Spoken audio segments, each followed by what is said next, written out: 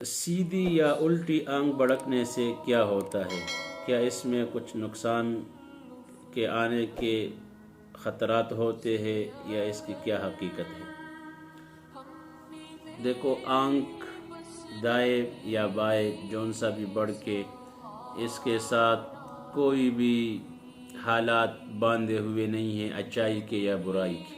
یہ توہمات ہے، یہ جسم ایک فطری طور پر کبھی آدمی کا سر خارش کرے گا، کبھی ہاتھ خارش کریں گے، کبھی کمر خارش کرے گا، کبھی آنکھ دکھے گی، کبھی زکام ہوگا، نزلہ ہوگا۔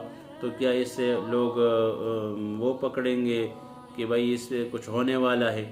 تو لہٰذا یہ اس کے ساتھ کوئی اچائی برائی کا کوئی فیصلہ، کوئی نقصان، کوئی غم کا کوئی تعلق نہیں ہے۔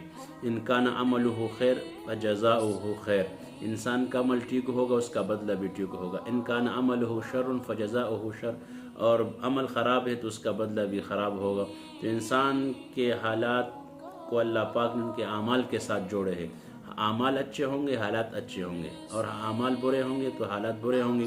تو لہٰذا آنکھ کی دکھنے یا نہ دکھنے کی اس پر کوئی وہ انحصار نہیں ہے، لہٰذا ایک ایسا توہم ہے۔